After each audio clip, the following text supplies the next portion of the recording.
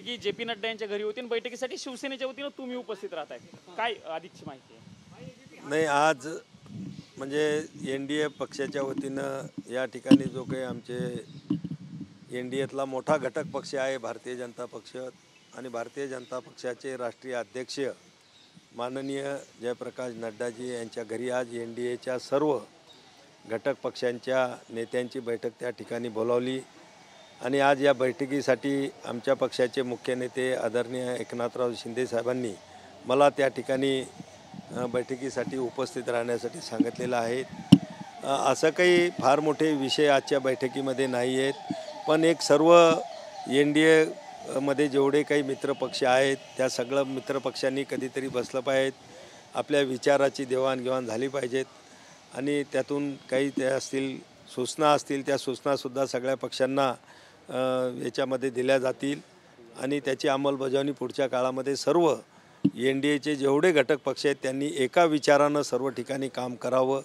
अशा निमित्तानं त्या बैठकीचं आज आयोजन आहे। डॉक्टर बाबासाहेब आंबेडकरांचा मुद्दा असेल की ज्यावरून संसदेमध्ये मोठा गोंधळ झाला होता, तो असेल वन नेशन वन इलेक्शन, या सगळ्या अनुषंगाने चर्चा होईल किंवा आगामी रणनीती ठरवली जाईल या बैठकीत? चर्चा होऊ शकते का? तर हे बघा, आता तुम्हाला माहीत आहे की डॉक्टर बाबासाहेब आंबेडकरांच्या बाबतीमध्ये जो काही संसदेमध्ये आणि संसदेच्या बाहेर विशेष करून काँग्रेस आणि विरोधी पक्षांनी जे काही चालवलेलं आहे ते निश्चित माननीय भारतीय जनता पक्षाचे आमचे गृहमंत्री अमित शहाजी यांच्या शब्दाची मोडतोड करून समाजामध्ये वातावरण बिघडवण्याचं काम विशेष करून काँग्रेसचे नेते राहुल गांधी त्या ठिकाणी करत आहेत। आपण त्या ठिकाणी पाहिलं परभणीची घटना, त्या परभणीच्या घटनेमध्ये सुद्धा हे सिद्ध झालेलं आहे की त्या ठिकाणी डॉक्टर बाबासाहेब आंबेडकरांच्या मूर्तीसमोर ठेवलेली संविधानाची जी प्रत होती तिला जे काही हानी पोचवण्याचं थोडं काम केलं तो एक माथे फिरू त्या ठिकाणी होता, मनोरुग्ण होता आणि तो पकडलेही गेला होता आणि त्याच्यावर पोलीस कारवाईसुद्धा करत होते, पण तरीसुद्धा सामाजिक वातावरण त्या ठिकाणी चिघळलं आणि त्यानंतर पोलीस कोठडीमध्ये त्या ठिकाणी एका व्यक्तीचा मृत्यू झाल्यानंतर राहुल गांधी त्या ठिकाणी भेटायला गेले आणि त्यांनी जे व्यक्त केलं की तो दलित होता म्हणून त्या ठिकाणी त्याला मारल्या गेलं, संविधानाचा त्या ठिकाणी अपमान, तो संरक्षण करत होता म्हणून त्याला मारल्या गेलं। म्हणजे मला वाटते काँग्रेससारख्या एवढ्या वरिष्ठ नेत्यानं समाजामध्ये दुही पसरवण्याचं काम त्यांनी करू नये। निश्चित महाराष्ट्राचं वातावरण चांगलं आहे, आता महाराष्ट्रामधलं सरकारही त्याच्यावर बारकाईनं लक्ष ठेवून सर्व लोकांवर कारवाई करते। आज संध्याकाळी उपमुख्यमंत्री एकनाथ शिंदे पोहोचणार आहेत, उद्या सदिच्छा भेट देणार आहेत राजधानी पंतप्रधान नरेंद्र मोदी आणि इतर महत्त्वाच्या नेत्यांना भेटणार आहेत। नाही, आपण पाहिलं असेल की मागच्या 2.5 वर्षामध्ये सातत्यानं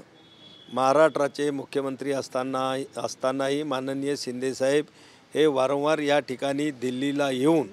माननीय पंतप्रधान असतील, माननीय अमित शहाजी असतील किंवा भारतीय जनता पक्षाचे वरिष्ठ नेते असतील यांच्या संपर्कामध्ये राहून महाराष्ट्रासाठी, महाराष्ट्राच्या हिताच्या योजना, महाराष्ट्राच्यासाठी जास्तीत जास्त निधी केंद्र सरकारकडून कसा आपल्याला नेता येईल, महाराष्ट्राचा विकास चांगला कसा करता येईल यासाठी ते येत होते। आजही ते या ठिकाणी ते उद्या पंतप्रधान असतील, अमित शहाजी असतील यांना भेटून महाराष्ट्रासाठी निश्चित काही निधी किंवा काही चांगल्या योजना राबवण्यासाठी त्यांचं मार्गदर्शन सहकार्य ते त्या ठिकाणी घेऊन महाराष्ट्राच्या हितासाठीच ते येतील। अहिल्यानगर या ठिकाणी एक मेडिकल कॉलेज येणार होतं, मात्र 10 मेडिकल कॉलेज मंजूर झाले, 11वं कॉलेज मंजूर झालं।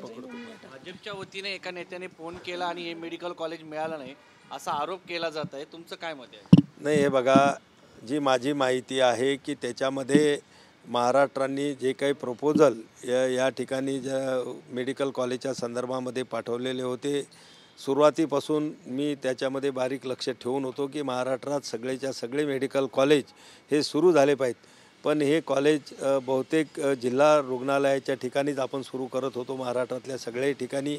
पण काही ठिकाणी अनेक तांत्रिक अडचणी होत्या, अनेक ठिकाणी तिथे फॅकल्टीज नव्हत्या, प्राध्यापक नव्हते, अध्यापक नव्हते आणि ते मिळत नव्हते वारंवार जाहिराती देऊनसुद्धा, आणि म्हणून ज्या ठिकाणी त्याची पूर्तता झाली त्या सगळ्या 10 ठिकाणाला केंद्र सरकारच्या आरोग्य विभागाच्या माध्यमातून मान्यता मिळाली।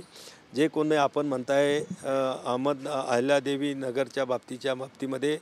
तर निश्चित तिथं काही त्रुट्या असतील म्हणून ते राहिलं असेल, पण मी स्वतः त्यामध्ये लक्ष घालून महाराष्ट्रामध्ये आणखीनही जास्तीचे मेडिकल कॉलेज कसे उघडतील यासाठी आमचा सुद्धा प्रयत्न राहील. Thank you so much sir.